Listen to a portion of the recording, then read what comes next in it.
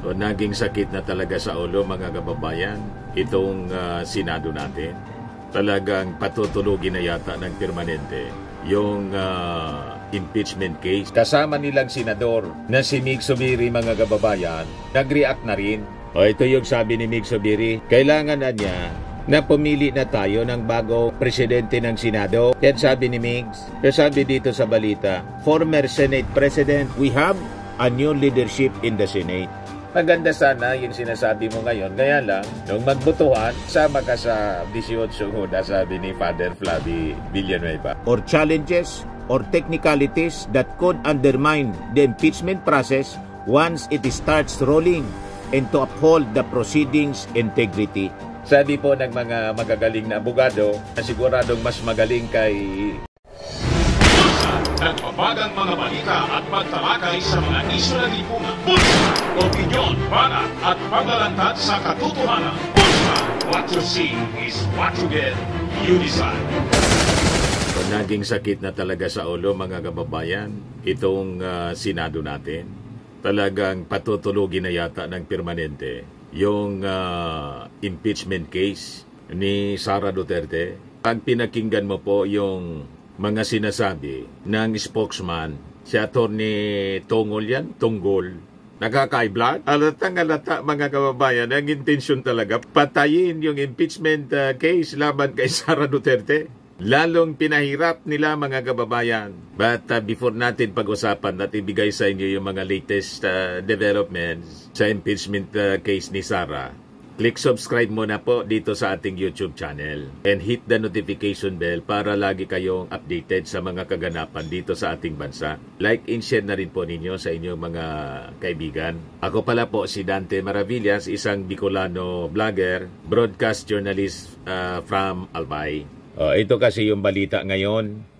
Trial timing depends on House, sabi ng impeachment court ng Senado. Bakit naman po yung trial timing ipinasa ninyo sa House? Diba dapat na mag-schedule ng trial yung Senado? Bakit yung trial timing nasa House na ngayon? Sinadmit na sa inyo, trinansmit na sa inyo yung impeachment, articles of impeachment, ginawa ninyo, ibinalik ninyo sa Congress para maghingi ng kung ano-anong mga requirements na wala man sa mandato ng Senado, wala sa ating saligang batas. Talagang mga kababayan, ginagawan talaga po ng problema. Mismo yung Senado, mga senador sa pamumuno ni Chis Escudero ang gumagawa ng problema. Kaya pati yung kasama nilang senador na si Mig Zubiri mga kababayan, nag-react na rin. Ito yung sabi ni Mig Zubiri, kailangan na niya na pumili na tayo ng bagong presidente ng Senado. Yan sabi ni Migs. Sabi dito sa balita, former Senate President Juan Mig Zubiri has appealed to his colleague for a new Senate President as he expressed dissatisfaction with incumbent Senate President Francis Escudero, who he also said may already have enough votes to keep the chamber's helm in the 20th Congress. Kaya lang, si Mig Zubiri mga kababayan, kasama ito doon sa 18 mga udas. Ang kasama man lang po doon sa Fantastic Five, si Coco Pimentel, si Sherwin Gatchalian, si Risa Ontiveros, si Grace po, saka si Nancy Binay. Kaya ang tingin ko dito sa statement ni Mig Zubiri, gusto lang niyang tablahin si Chis Escudero kasi si Chis Escudero, mga kababayan, biglang nagkudita sa kanya. Paiyak doon si Mig Zubiri. Biglang kinudita ni Chis Escudero itong si dating Senate President Mig Zubiri. Kaya kaduda-duda din na ang motibo niya iba. Hindi tungkol dito sa trial shall forthwith proceed. But anyway, ibigay ko lang sa inyo mga kababayan itong sinasabi niya rito. Sabi ni Mig Zubiri, we'll find out sa July 28 if you ask me. I am for a leader of the Senate who will keep protecting the integrity, the traditions of this Senate. Hindi ko yan gusto na ang leader sa Senate would be a dictatorial type. I do not want us to be similar to other chambers where it is only one emperor who dictates all the instructions to the members of the body. If you ask me if I am satisfied with the leadership of the Senate, I'm not satisfied with the leadership of the Senate. So I am open to supporting other candidates for Senate presidency. Sabi ni Zubiri na noong panahon na siya daw ang presidente ng Senado, he did not allow contentious debate during the plenary sessions as he preferred to forge a consensus first. Noong panahon ko niya, I led through a consultative leadership. I led through consensus building. I always had caucuses every week to discuss the issues for the day. I do not let all the discussions be on the floor because making it come out on the floor and fighting it out, there shows a very chaotic Senate. And so I am praying that we have a new leadership in the Senate.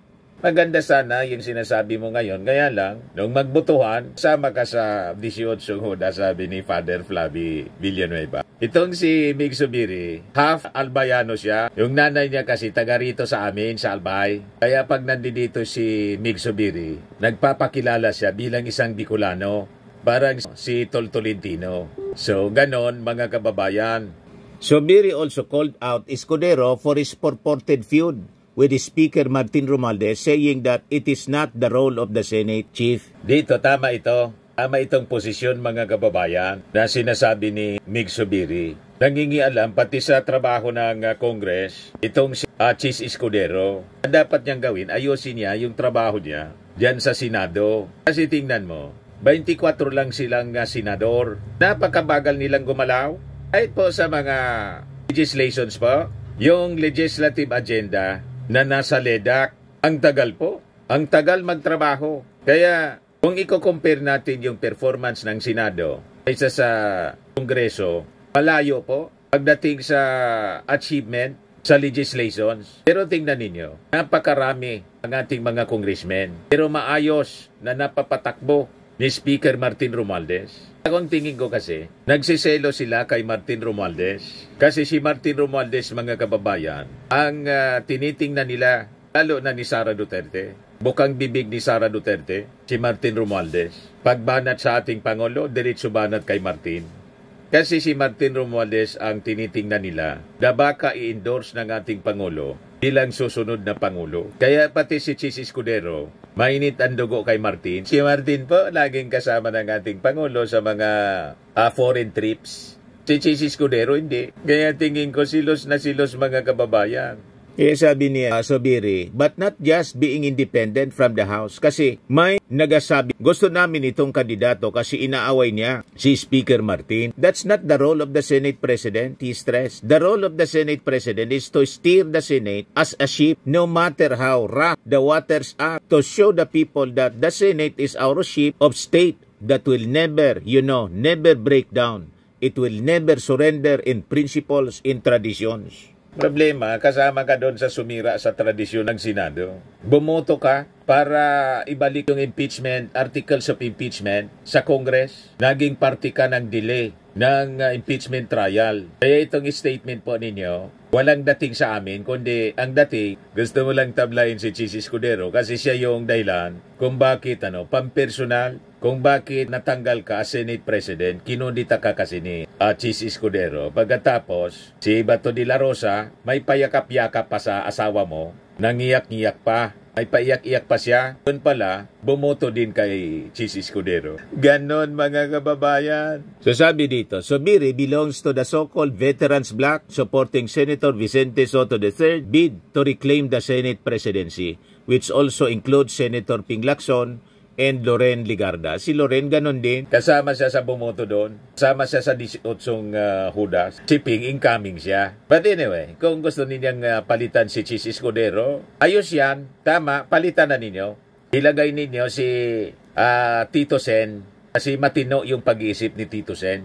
Maayos. Kung si Tito Sen ang tatanungin, mali yung ginawa ni Chis Escudero, hinayaan si Bato de la Rosa na mag-motion to dismiss, mag-abogado kay Sara Duterte. Hindi dapat ganon. Katapos ngayon, hindi lang inuupuan. Parang ang intensyon mga kababayan, tigbakin ang tuluyan ang impeachment trial. Biglang itinuro na naman po yung Congress. Yan o. Spokesman for the court, Reginald Tongol, said the impeachment court would reconvene on July 29, one day after the 20th Congress gathers to hear President Ferdinand Marcos Jr.'s State of the Nation address. Pero ang sabi niya, yung impeachment court niya would only release a new calendar for the trial after the House has complied with its requirement. Although the House had sent the articles of impeachment against Duterte to the Senate on February 5, Senate President Chis Escudero only convened the impeachment court on June 11, a day before the 19th Congress is adjourned sine die. Halata talaga po na gusto nilang isabutahe. Kaya nga sabi ni Tito Sen, ay grabe niya, reaksyon niya nang malaman niya na imbes na i-refer sa Committee on Rules, immediately nang matanggap, pinatulog lang ni Chis Escudero. Nagbakasyon ng mahaba. Sabi nga natin mga kababayan, may 2 days pa sana based sa kanilang session calendar. 7 pa sana dapat sila nag-adjourn. In-adjourn na. February 5 pa lang nag-adjourn na. Pagkatapos, yung schedule na ginawa niya na mag-reconvene, June 2, in-adjust pa po sa June 11. Di ba?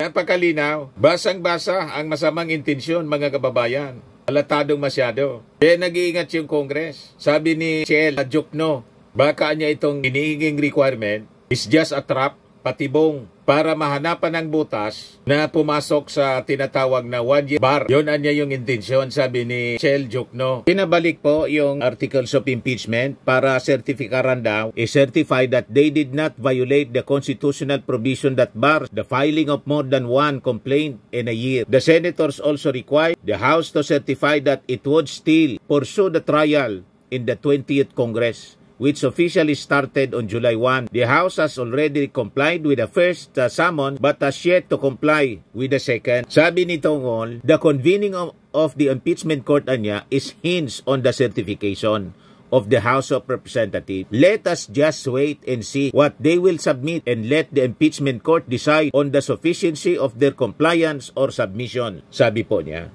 Paliwanag ni Tongol na ito ang certification processes help prevent any legal impediment or challenges or technicalities that could undermine the impeachment process once it starts rolling and to uphold the proceedings' integrity. Sabi po ng mga magagaling na abogado na siguradong mas magaling kay Tongol kasi ang mga unang-una batang-bata pa si Atty. Tongol. Siguro naman, mas magaling sa kanya si Constitutionalist Christian Monzon or si Chief Justice Ricardo Pono, then si Senior Associate Justice Antonio Carpio, o diba? Or si Constitutionalist Atty. Rene Sarmiento. Mas naniniwala tayo dito sa mga legal eagles, well-experienced lawyers na nag-occupy na ng mga top positions in government kaysa naman kay Atty. Tongol. Di ba pa? Ang sabi nila, wala man anya yan dyan sa pinag-uutos ng konstitusyon. Ang sabi ng konstitusyon, trial shall forthwith proceed. Kung may mga question, hindi dapat yung mga senator judges ang nagki-question yan, kundi yung mga abogado ni Sara. Kaya lang, ayaw paawat po itong mga senator judges na mag-abogado kay Sara. Yan ang nakakalungkot. Kaya tama itong sabi ni Congressman Asidre. Sabi niya, sana hindi malunod sa technicality itong usapin ng impeachment. Ito po ay usapin ng accountability. Ikinabahala ni Tingog Party List Representative Jude Asidre na posibleng madiskaril ang impeachment proceedings para kay Vice President Sara Duterte dahil lang sa issue sa technicalities. Payo ng kongresista, dapat mag-focus hindi lang sa constitutionality ng impeachment, kundi pati na rin sa usapin ng moralidad. Kung mauwi lang ito sa dismissal dahil sa teknikalidad, hindi natin na-serve ang original purpose ng impeachment process to exact accountability to our elected officials, sabi po ni Asidre. Nakita ninyo kung sino yung mga matitino sa ating mga opisyal? Mas maraming matino po sa ating Congress kaysa sa Senado. Kaya, pag dinismiss nila ito, mga kababayan, ang dapat katarungang aksyon ng ating mga mamamayang Pilipino, abolish. Ito naman po, Firmax Firming and Lifting Cream, pinapahid po sa mga pulses in affected area. Mahinan po sa paninigas ng mga kaso-kasuan. Ito naman po, Automax Radiant Serum. Sa mukha naman yung application. Anti-aging po siya. You will look 10 years younger than your age. Sa mga cancer patients naman po, baka lang gusto ninyo itong itry. Neng siya red mixed fruit drink. Hindi mo po siya gamot, food supplement siya. Kaya lang, gawa siya mga kababayan sa goji berry. Yung goji berry may anti-cancer properties. O ngayon, yung mga inquiries ninyo, dumiritso na lang kayo sa aming messenger sa Facebook para masagot namin agad. Ayos pa? Ayos na ayos niya, Mr. Maravilla. But anyway, ito po pala yung aming bagong product na binibenta online. I am worldwide amazing pure organic barley powdered drink mix from Australia. Negosyo to ng aking anak na architect entrepreneur Riz Maravillas. Ayan po. Kontakin na lang po ninyo siya, Riz Maravillas on Facebook. Ang mga health benefits niya, boost immunity, improves digestion, enhance energy levels, packed with antioxidants, prevent cancer. Sa mga nagana po ng malinis and spacious fitness gym, pumunta lang po kayo sa aming Colossal Fitness Gym. May Grab car rental din po kami. Ito naman po yung bago naming product na binibenta online. Eye Glow Serum, whitening po siya. Tingnan ninyo yung epekto sa aking anak na architect before and now. Yung mga inquiries po ninyo, dumiretso na lang kayo sa kanyang Facebook account, Riz Maravillas.